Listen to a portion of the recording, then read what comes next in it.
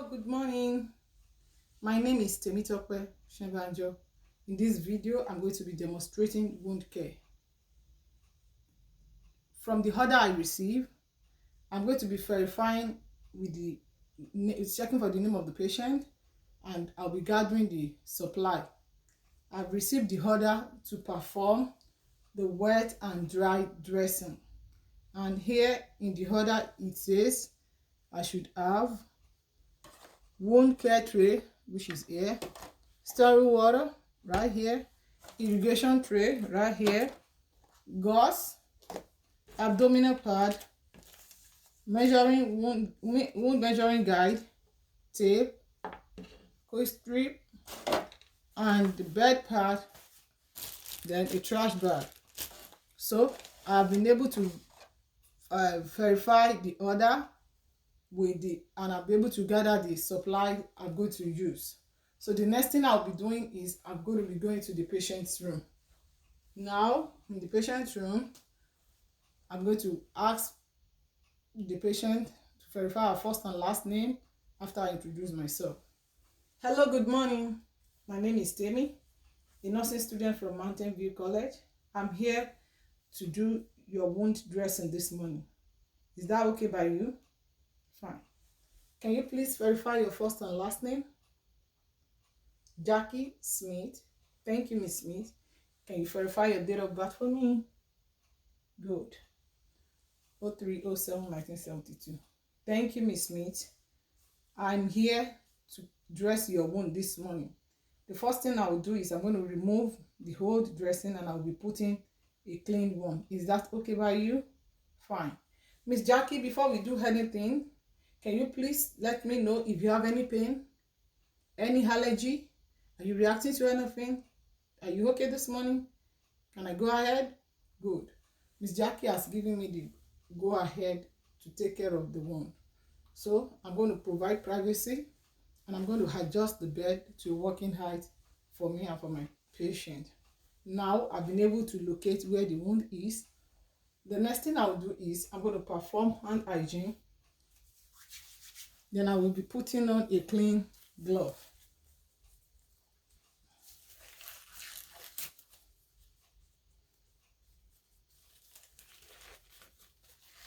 With my clean glove, the next thing I'll do, Miss Jackie, I'm going to remove this old dressing.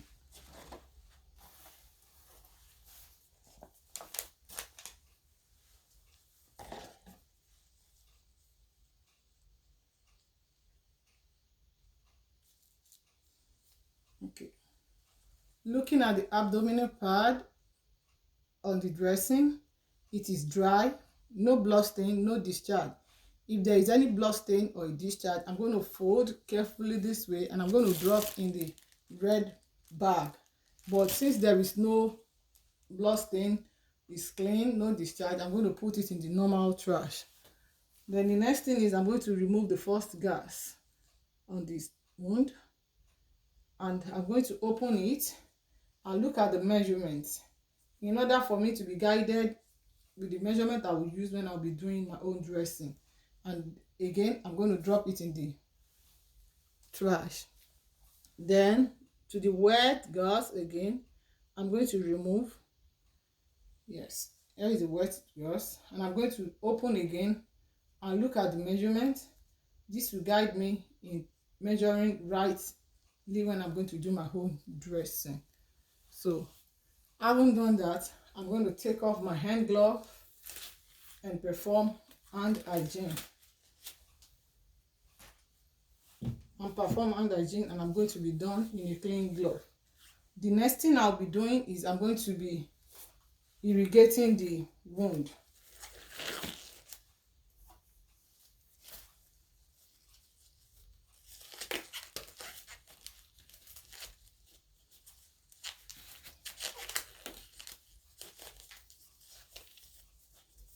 I will first assess the wound if for any discoloration, for any odor, for documentation sake.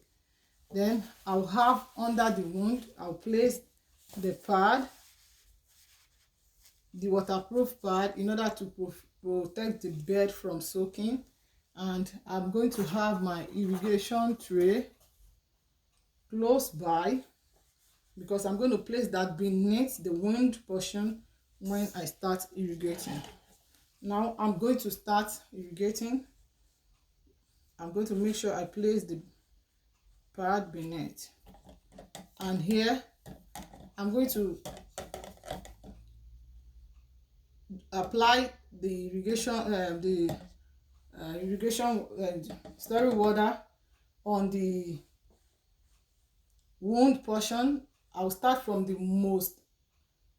least contaminated to the most contaminated, and I'll make sure the syringe is not touching the wound, and I'll place the bed pan so that the irrigation water, the one that draws and drains, will go into the pan. So I'm going to start from the least. Looking at this wound, I'll start from the least to the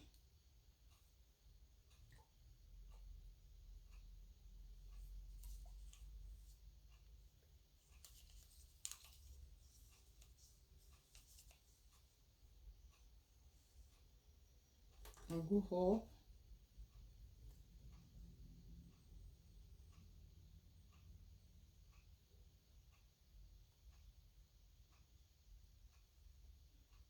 I've been able to see that the syringe is not touching the skin. So after successfully irrigating, I'm going to place the feet back. So now the next thing I'll be doing is I'm going to be measuring the length, the width, and the depth of the wound by using the wound measuring guide. Here is the wound measuring guide. I'm going to measure. The wound measuring guide too should not be touching the wound. Measuring the length right from here, I have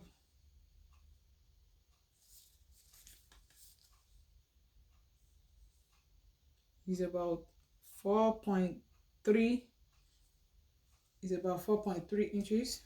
So I'm going to measure the width, less than 0.8 is 0.8. Then I'm going to document that.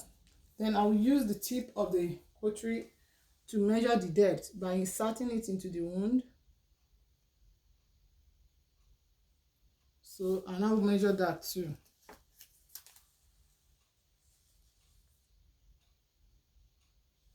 There you go. I've been able to measure that, and I'm going to document my measurement. So I've been able to measure the wound, and I'll position it for drainage. Okay, there is no anything to drain. I've been able to see that the wound is clean and is ready for new dressing. What I will do next is I'm going to take off my hand glove. I'll perform hand hygiene. And I'm going to be done in a clean glove.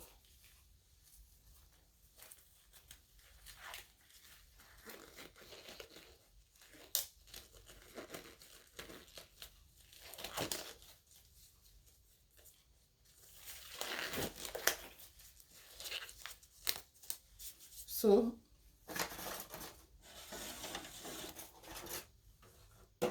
I'm going to have to pick my gauze now, and I'm going to damp it, not too wet. I'm just going to damp it just to make it wet, not soak.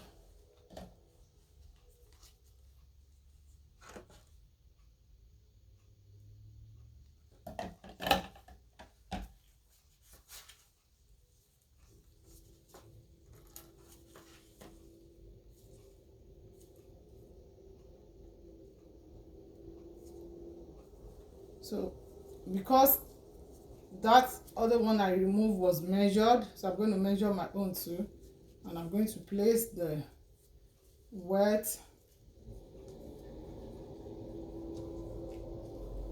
I'm going to place it on the wound, not making sure it's not touching the skin, and fix it in a way that it's not touching the skin.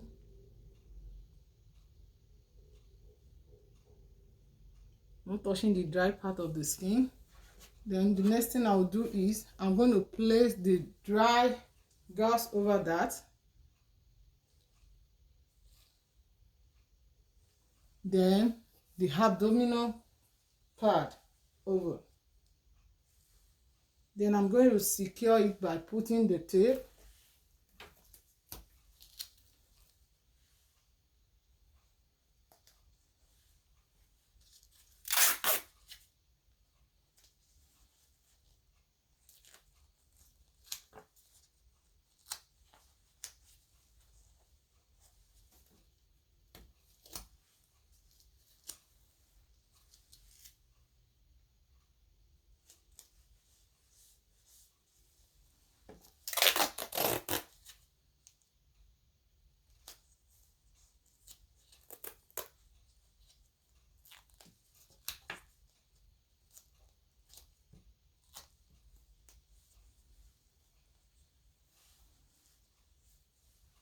I have been able to secure the wound, neatly dressed. Now I'm going to take off my hand hygiene, take off my hand glove, perform hand hygiene, and I'm going to educate my patient. I'm going to let my patient know that if you need to call me, if you have any pain or you feel anything, please call me. Here is your call light, and I'm going to lower the bed. I'm going to make my patient comfortable, and I'm going to document all the measurements and all I observe for facility according to the facility protocol. Thank you.